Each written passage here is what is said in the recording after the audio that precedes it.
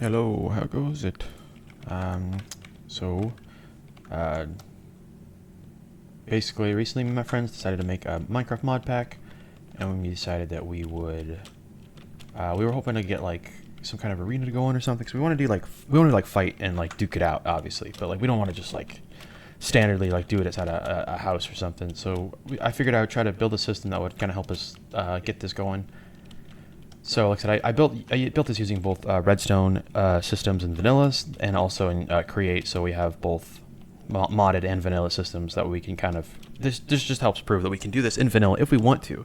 We can also do it modded as well. So basically, this is just a standard dropper with some options to select from, and it's just a set list. They would then fall into these hoppers, and then this would trigger a NOR latch to then trigger a dropper to then put something in one of these droppers and then read it through here and then encode it. And this is just a standard encoder. I'm not a genius. I'm not gonna pretend to know everything. I just followed Matt Batwing's kind of tutorial on it, and I'll leave it a link in the description for that. Whoa, whoops. So yeah, so we have going on here is that's all that'll do here, and the whole point of this system is that we would have, if we check the map, we'd have 5 areas that are approximately the same size. That way we have equal amounts of space. And we want to build 5 different maps of some kind. So I don't know, like some of the thoughts I've had recently is like one would be like swampy marsh with like water and lily pads. One of them is like a haunted mansion. It's got like bookshelves in it that like swing open and hidden doors and stuff like that. Whatever, you know. So that would be like our 5 different areas, and we would select those before we play. And then once we selected those, we'd go to that arena. We'd hit a button, and then it would then decide, you know, how it would distribute these things and handle it. And I was. So that's all this is. This is just another way to do that. So we have 4 inputs coming out with 3 outputs, and then those 3 outputs are. This is just the same thing. So it's 3 outputs reading back into a decoder. That way we can read what exactly it's talking about, and then this will just trigger these to then activate the systems we have currently laid out. So if we go ahead and start the system up. We see that it picked the obstacle, so if we go here, this would be our obstacle, and so if we can then use it to get up here to other spots. And this is just one system. We could do all kinds of different ones, but like, so the whole point of this is we would have different modules in the area. Whoops. We'd have different modules in the area that we could have all 4 systems, so both are all obstacle, buff, trap, and loot, all in the map, each map. And then we would only want one of those active at a time, because we're not going to be playing all maps at the same time. So that's why we would have another system that would only designate each area to be active at a time. But only this system works here, so if we push the red button, that'll just reset it. And then we can push this to trigger another set system. Okay, let's try that again.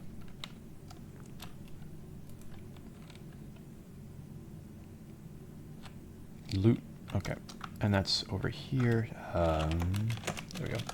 Let's trigger this really quick. And this is just full of standard loot. So what we would do is it would go over here, standard minecart unloader, like I said, once again, vanilla system, and it would go into a bubble column, which then just goes up into here, into our hopper, and then it goes into our barrel that's hidden in our custom tree, just right here. So you know, obviously you wouldn't be around for this. You would just hit start, and then you'd be like running around, and you'd be like, maybe I check for loot. Oh, there's loot. So then we go back. Let's go back to game mode really quick. And like so, we have we don't have better combat, but we do have what's this? I can't even think of it. Epic fight. That's the one we have.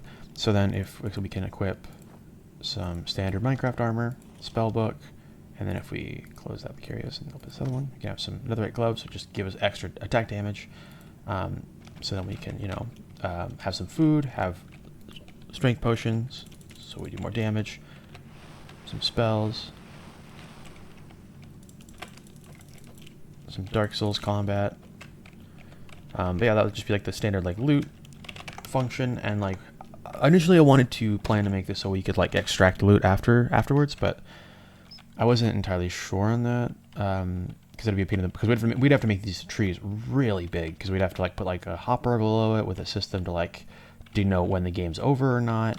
But yeah, that's just like standard,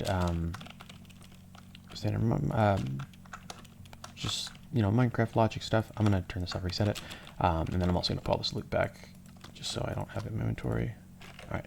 So then if we come back here, we can try again because we have yet to see 2 more systems. Buff, yeah, for some reason when that triggers, well, I shouldn't say for some reason, I know the reason, but basically it's just a standard, here actually I'll just show you really quick. So from that loot, I don't know if you remember, we had carrots, so if we go back over we can check it out. So if we had like carrots from it, you know, that system, or if we found loot while playing, feed the pig, we get a buff. This is just a shulker, a calibrated skulk sensor set to mob interaction, and then the system itself will just push a block in the way. And this is just a creative crate full of potions. Like, obviously we wouldn't use this, we'd use a different system or something, but a set amount, I imagine. But that's currently what's going on there.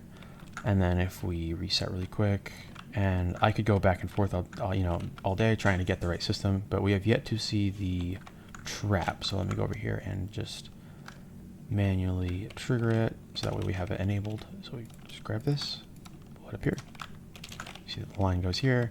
It only triggers the middle brick. We have the encoder, or the decoder, and then it's same yellow line, trap, so we know it's working. If we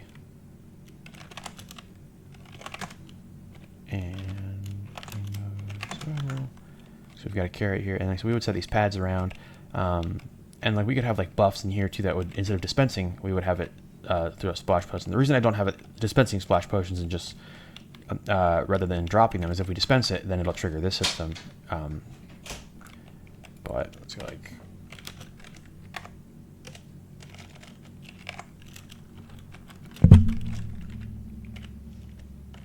go high. Probably like I can get some exhaustion, so we're hungry. Maybe. There we go.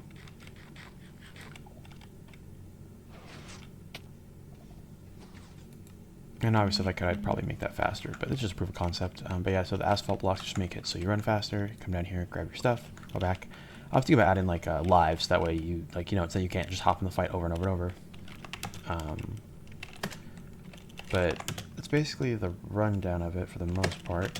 But yeah, so what we do is we would have 5 arenas, and each arena would have its own set of these modules, probably 4, given that we have 4 options. The only problem I'm thinking is maybe the loot, because like I said, if we want to pull the loot, it's going to be weird for this chest to be empty, and then this just going back and forth, doing nothing. So I might change that to something else. But yeah, this is basically what we have so far. Yeah, that's basically it. See ya.